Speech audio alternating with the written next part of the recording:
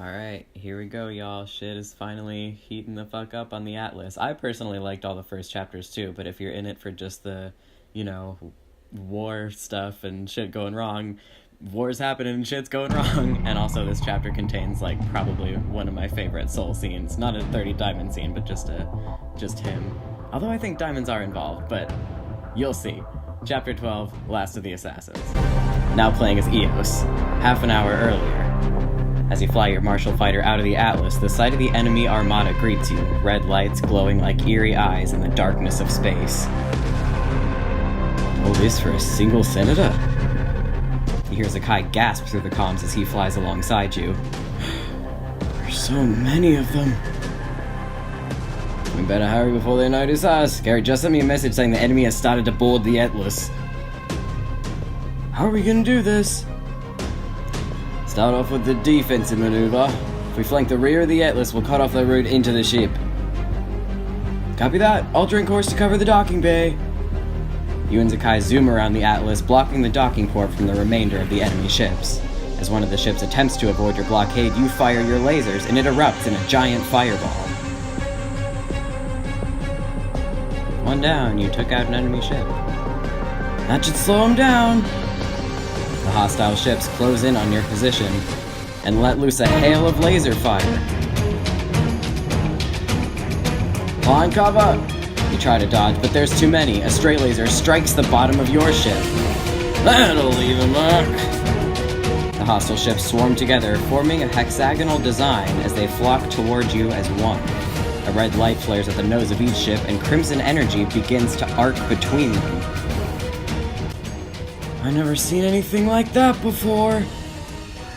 I don't think anyone has. The lightning surges from the enemy ships and strikes towards you as bolts. I don't know. Dodge the bolts. You weave between the bolts, narrowly avoiding the dangerous red lightning as it shoots by your martial fighter. A couple of the assailant ships take damage while others stop to recharge their weapons. You take a moment to search your viewport for Zekei's ship. Okay, Zekei? There's no sound, just the emptiness of space. Until Zekei's fighter reappears alongside you. A little shaken up, but I'm okay. Several enemy ships appear, emerging from the darkness as they disengage their cloaks. More are coming for us, Eos. Don't worry, Zekei, we can still win this. The largest hostile ship contorts and a claw extends out, clamping onto Zekei's fighter. Ah, it's pulling me in! I'm coming! You search for a way to release the metal claw, but it's starting to dig deeper into the sides of Zekei's martial fighter. The viewport, it won't hold much longer! As you circle the claw, you notice a damaged enemy ship floating below, the top completely ripped off. Inside the ship, you see the controls for a seismic weapons system. Am I gonna? I didn't buy this one last time, but now I'm like, this one, I don't know, sounds kinda cool, and I bet it's not gonna cost a lot, and, Eos loves Zekei. Yeah, only 15. Do it, baby. I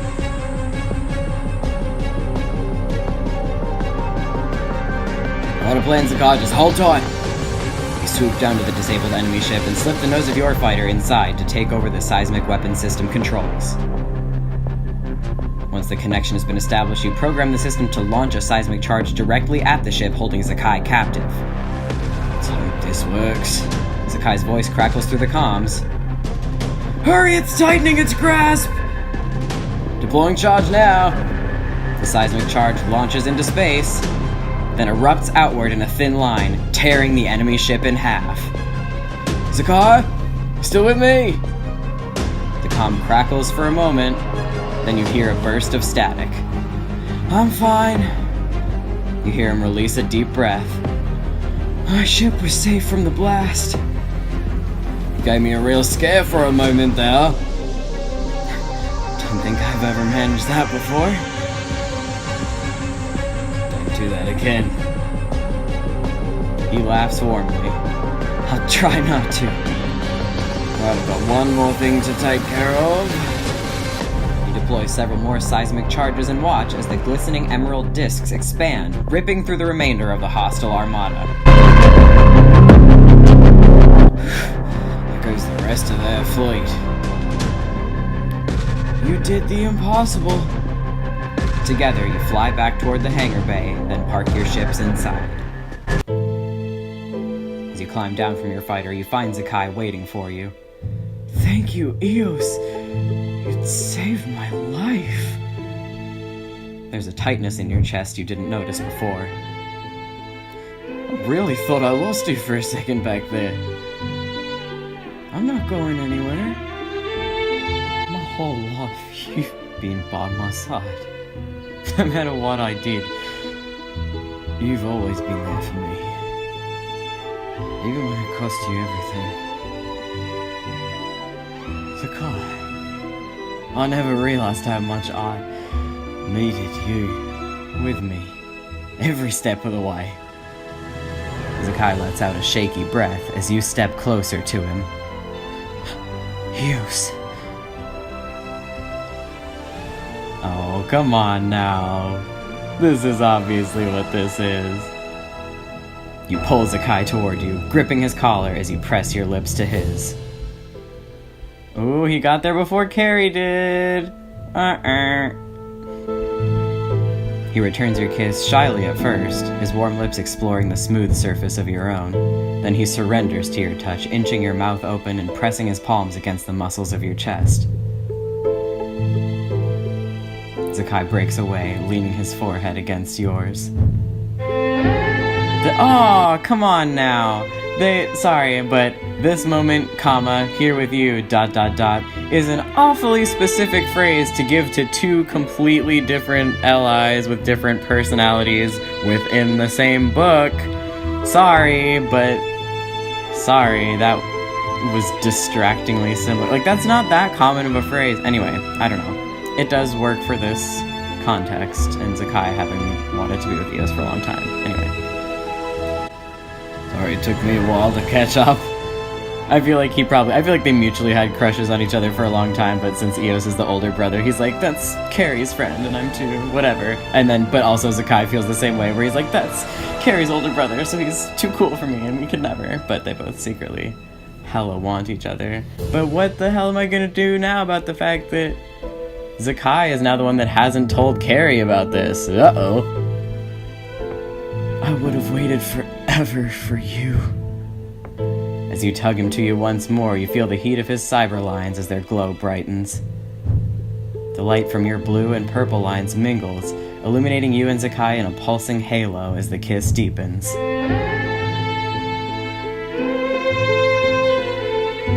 You reluctantly step back, nodding your head in the direction of the corridor. We should be getting back to help the others. Oh, I forgot that was still happening. Oh shit. Guys, there's like people dying. Quit. This is not the time. Alright, you leave the hangar bay behind and step out to face the fray! Now playing as Carrie, you and your crew are gathered in the lounge. Suddenly, another group of assassins appears and surrounds you. Surrender this ship or face annihilation! Don't do it, Carrie! You can fight them! You see Corvus cradling Argo in his arms, carrying him out of the room away from further harm. We'll never give up. Nobody hurts my crew. Nearby, Meridian and Kepler are barely keeping attackers at bay with their fists. Sol is searching for a path out of the fray. His eyes suddenly widen. Captain Elara, look out! His towering figure approaches, masked and robed like the rest, but wielding a pair of electric batons. Time to finish this. I agree. It's time I escorted you off my ship. Careful, Cap, he's fully encased in a parachute. And then I fucking chose the wrong one by literal accident. Whoops. Knock his mask off, but that doesn't work because he's fully encased in a power suit. Carrie, you ding-dong. She told you that less than a second ago. That'll never work. His armor's all one piece. Uh-oh. He lunges for you, and you dodge, crashing down atop a pile of couches. Carrie! Meridian rushes over to help you. Kepler takes the opportunity to tackle the looming figure, toppling his precarious armored mass to the floor. That's for messing with my cap! Let's see how you handle this! The invader grabs his crackling weapons and drives them into a nearby control panel. The room abruptly goes dark. As Meridian helps you up, you hear gasps and cries of despair from your crew. I I can't see anything! I'm still fighting! Is Carrie okay? It would be nearly impossible to defend ourselves in darkness! Everyone stand your ground! Chaos rising, you didn't stop the attacker, and your crew panicked, which exactly fits the mood of... I feel like that's the correct choice for this scene, and for my entire route of Carrie's a ding-dong. As the glowing eyes of masked figures draw closer, you hear Kepler calling out to you. I'm coming, Cap! Carrie, I can sense them circling us. Sol and Titania are surrounded too! Your vision begins to adjust. You see your first officer and pilot backed into one corner, and your security officer and medic trapped in another. A short distance away, the Voltric batons are still jammed into the control panel, blazing with bright red energy. Gotta give them a fighting chance!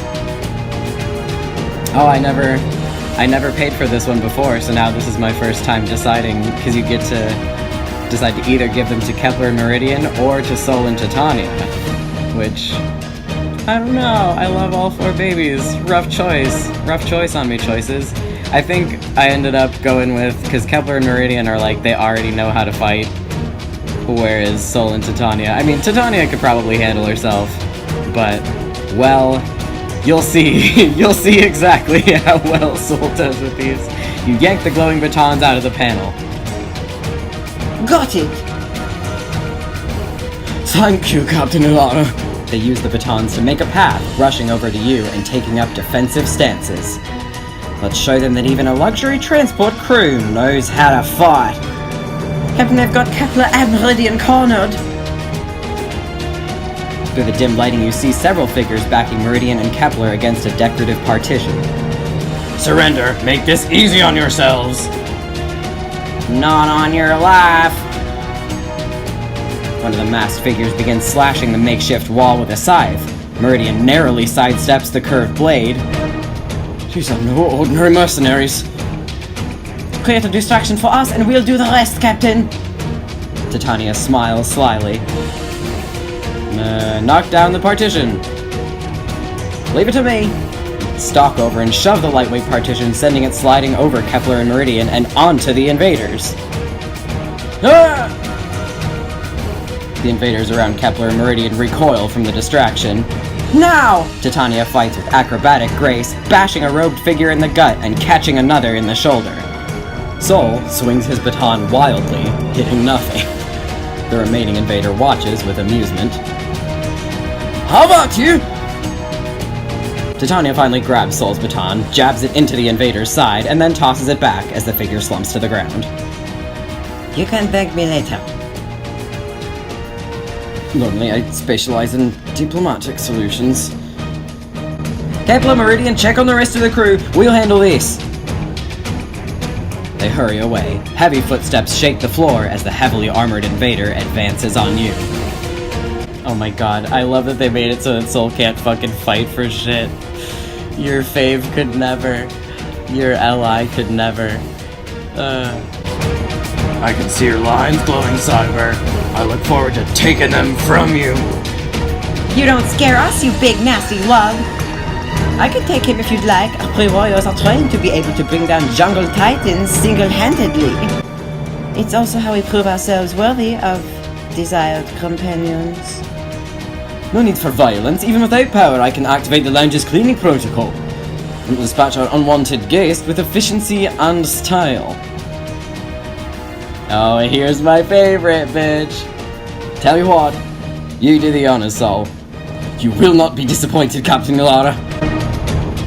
I'm counting on it. Sol pushes a reclining sofa to the side, revealing a small panel on the wall. He enters a code, and the floor beneath the invader begins to turn in a circular motion. What? Attention, guests! Any unwanted objects are currently being removed from the dance floor. Please stand clear. As the floor spins faster, furniture and decorations fly to the side, pelting the figure. The invader tries to cling to a table, but is suddenly thrown across the room. He slams bodily against a wall and slowly slides to the floor. Spick and span. Well, what a hero. A whisper of bright pink flushes across Soul's handsome face. They're pulling the Linda Belcher right in his handsome face. My pleasure, Captain Elara. The three of you survey the dimly lit lounge. Collapsed invaders and wreckage are everywhere, but they're still playing the sexy music for some reason. Looks like we've got some cleaning up to do while we wait for these lights to come back online. Soul rolls up his sleeves and begins picking up debris. Titania readjusts her armor, then starts reorganizing the furniture. While working, their gaze occasionally wanders over to you. Okay, so that's why we're playing the sexy music. We hardly need 3 for this, Captain. Perhaps someone should go and check on the passengers. Good idea. Titania should go, while Soul stays with me. Got it. I'll see what I can do to calm them down. Titania heads toward the corridor, leaving you and Soul alone. She finally got the hint. Anyway, you glance around the chaotic wake left in the lounge. Who in the stars would send a force like this onto a peaceful luxury vessel? Doesn't make sense. Seems unlikely that they were pirates. I wonder what their true aim was in attempting to commandeer us. Hopefully we'll find out before they can strike again. Soul turns the Voltric baton over in his hands, examining it thoughtfully. He offers it back to you. Clever to use their own weapons against them, Captain Elara. Don't tell me you recruited me just for my looks, Soul. As you reach for the glowing rod, your fingers come into contact with his. Well. No. All your qualities are equally desirable. Soul gazes into your eyes, his face beautiful in the warm. Like, once again, they're not even describing him objectively anymore. They're just like, he was so beautiful. Anyway, his face beautiful in the warm, dancing glow of the baton. And I love, it's so funny to me that the other choice, the non-romantic choice, is nod deeply in gratitude. Just something about the phrasing of that fucking makes me laugh. But of course, that's not what Carrie wants. As you bring your lips to Soul's, the crystal on... Oh, thank you for the word coruscate. Sorry, I'm just like, I feel like the writing in this, in the latter half, really has taken a positive upturn, and it's not even the post-hiatus half either. It's just... See, all of this is like, the romance stuff is like better writing than before. Anyway, just then, Kepler, Meridian, and several other crew members fucking walk in on you. Everyone okay in here? Soul presses the baton into your grasp and slips away. We're fine, just trying to clean this mess up. I found the power override. The lights slowly brighten, revealing the incapacitated masked figures around you. It's time I lock these scum up where they belong. Sounds good, let's try to get things back on course as quickly as we can. Meridian bends down over one of the unconscious invaders. Take a look at this, Carrie. They all have the same mark on the robes.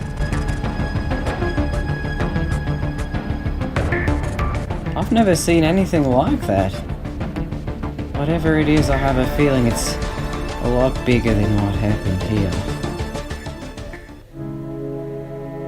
Now playing as Pax, the cloak of the hooded figure falls from your hand as you stare at Zania. You're an assassin? Pax, I've never killed anyone. I'm not like the others.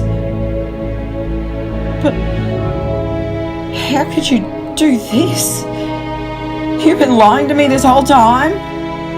I wanted to tell you everything, but I was afraid. I didn't want you to hurt like me. Tears trickle down Zania's face, causing her stars to shimmer. I had to kidnap the senator and get her to sign the documents. They told me if I didn't, they'd kill her and everyone on board. But they're attacking us right now.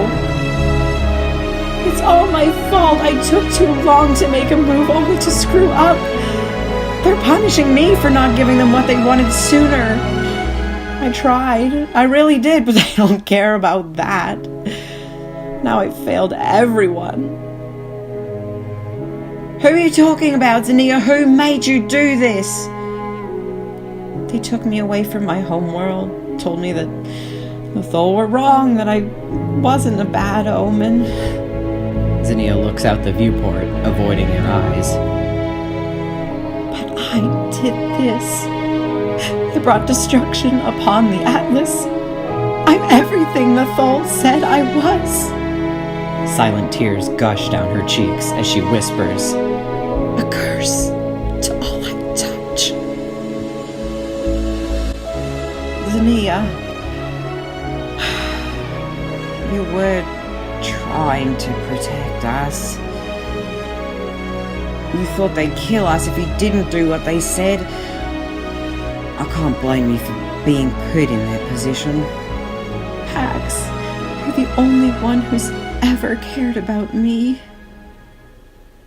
I swear I never wanted anything to happen to you or anyone on the Atlas. You hear footsteps pounding down the corridor toward you. Someone's coming. Zania stares up at you in fear. She winces slightly as she moves her shoulder, a clean laser wound peeking out from under her jacket. Don't tell the crew what I've done. Please, Pax. They'll never forgive me. If anyone finds out, I could be imprisoned, or worse. They'll treat me the way the Thol do, like a disease. Eos races around the corner, halting as he takes in the cloak on the floor beside Zania. Pex, I was told you followed one of the assassins down here. I came to help. But I don't understand what's going on here. It's complicated. Zania's eyes meet yours. You can tell him, Pax. He's your brother. You nod, then quickly fill Eos in. Oh damn, I totally thought they were like leading up for it to be a choice whether or not you tell anyone. Anyway. And now you know everything I do. Zania rises to her feet, her hands trembling. She stares at you pleadingly. Here with... Oh my god, they did another here, comma, with you. Like, is that the space phrase that everyone says to romance someone in the future? Anyway. They'll kill me if I go back. I failed them. Please let me stay. Let me try to put the pieces I broke back together. Okay, I want to like choose whatever option is more dramatic for the purpose of the playthrough, but also I'm like, which one is more dramatic? Is it the version where you rat her out right away and that sort of fucks up your, like, you know, Pax's relationship to her? Or the one where you keep it a secret and then the rest of the crew is like, oh, I wonder what happened to Zania. Because last time, as you can tell, I didn't pay the diamonds, but I think this time I kind of want to do the one where we keep her secret and don't... Especially because, you know, her life is on the line, so she's basically, like, asking Pax, like, yo, will you let me live? And it only costs 16 diamonds. Yeah, I mean, even if she's not romantically attached, she wants her to fucking live. So, there we go. You turn to your brother. No one will ever forgive her if they find out. She's been through enough already. Eos slowly lets out a deep breath. If we do this, I'll have to hide it from the Vanguard. So you won't say anything? I know what she means to you, Pax. I'll do this for you. Not for her. Eos glances at Zania warily. I'll be watching you, especially if I see you anywhere near Lyra. An amazed smile spreads across Zania's face. Her constellations shine as she cautiously takes your hand. I never thought someone would take a risk for me. Thank you. We'll get through this together, Zania.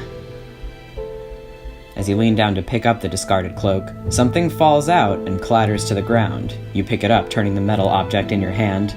It's made up of linked circles with jagged points. What is this? Delios Knuckles. I don't like to carry a blaster. You slide your fingers through the cool metal circles. The triangular points seem to rise up out of your hand. This is heavier than I thought. As you start to stand up out of your crouch, you see a dark figure emerge from the other end of the corridor. You watch as she runs toward Eos with her scythe raised. Eos, look out! Eos turns around with his gun raised, but the scythe knocks it out of his hand. Zinnia runs toward the fight, but the attacker jumps into the air, kicking her legs out and hitting Zinnia and Eos simultaneously. As Zinnia rolls away, the dark figure strikes Eos again, knocking him back against the viewport. Get your hands off my brother! You rush toward the assailant. Near. You slam your knee into her back and she falls forward, smashing into the glass. Eos reaches for her scythe, but she's too fast. She swings at his chest. Whoa! He manages to jump back in time, but as she moves to swing again, you leap in front of her and slam your fist into her neck. The points of the Delios knuckles on your hand rip into the dark figure, tearing chunks of flesh away and causing a well of blood to rush forth. Her body crumples to the ground, crimson blood spilling out around her black cloak. Eos staggers back, staring at her torn throat in shock. Max, you didn't have to do that for me. We could have found another way. You let the dripping red Delios knuckles slip off your hand to the floor. Your voice is little more than a whisper. I didn't have a choice. It was the only way. I want to include that, fucking Homer Simpson clip right now, where it's like, "Oh, I think someone just had his first taste of bloodlust."